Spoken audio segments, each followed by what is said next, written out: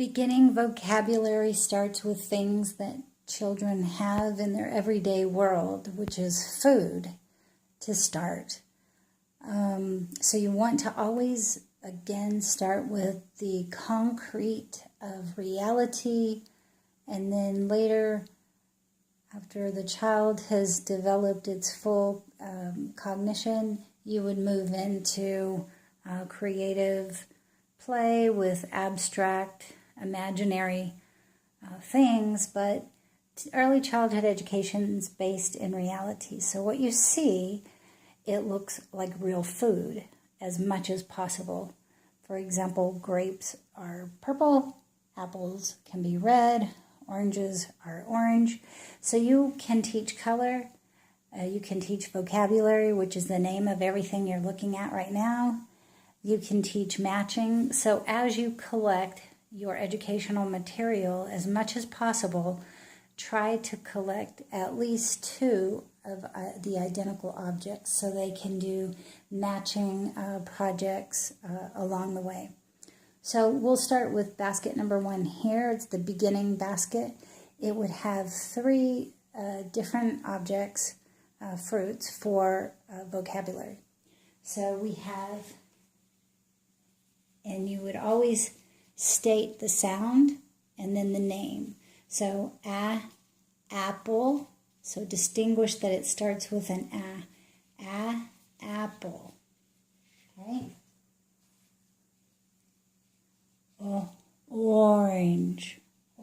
Orange.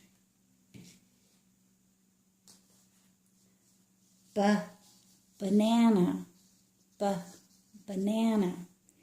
And then, because I have 3 other objects, they're identical to the ones I put out, the child can then start to match.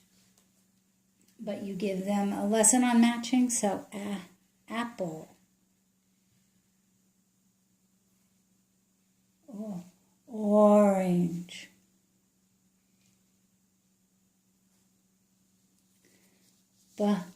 Banana.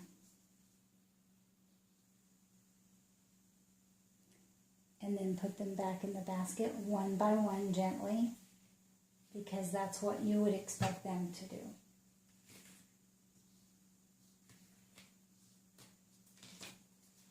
And then you would put it back on your shelf, your educational area.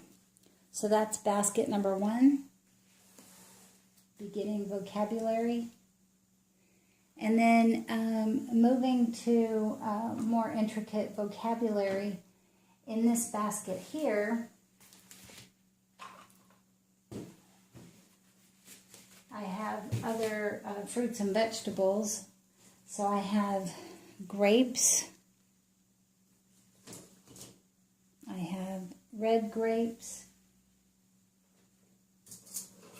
I have green grapes.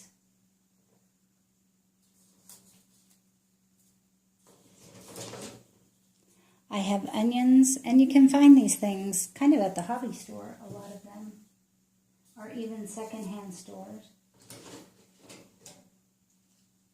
Peppers, red peppers. This is another kind of pepper.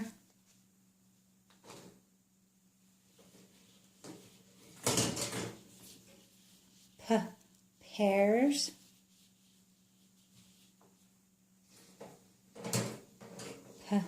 Potatoes.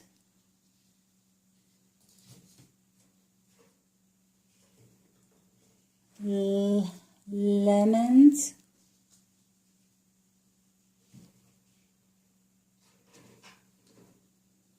Green peppers.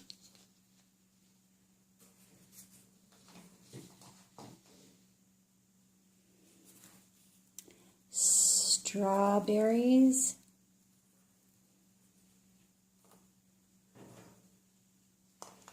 And I'll be honest, I don't know what this one is. If you can tell me, that would be great. I need to figure it out myself, but I have 2 of them. And then you would put them in the basket carefully, showing them care of the materials, not throwing them down. Gently placing them back in there, mixing them up if you can.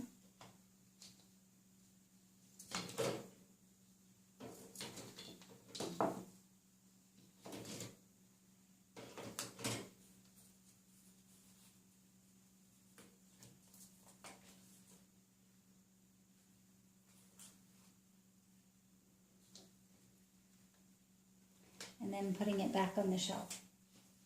The heavier the project, the more it needs to be lower on the shelf if possible. And then, of course, going from left to right, you would put the beginning project to the left, going to the more complicated project to the right.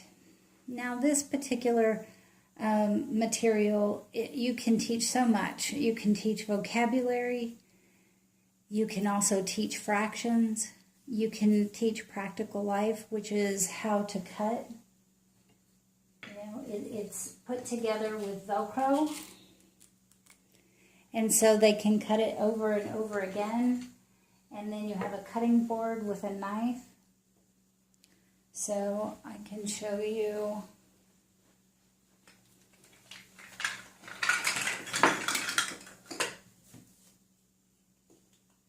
In the basket, there's 2 of these, 2 sides to this, 4 of this one, 3 of this one.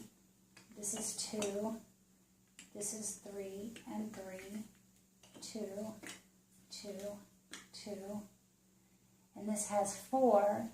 So there's up to the fraction of 4, and you could put, you know, an apple for 1 unit. This has 2 units, so you show them how to cut and divide. And this one has 5, so you can show fractions up to 5.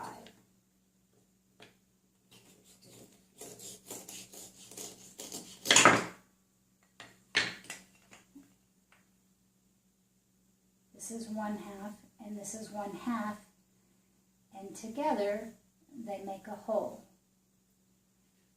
This is a whole apple, and this is a whole apple. That might be a pear, but you get the idea. So you can teach them how to cut with that, how to do fractions. You can talk about color. You can use them for vocabulary, for your language development. There's a lot of uses in this one project.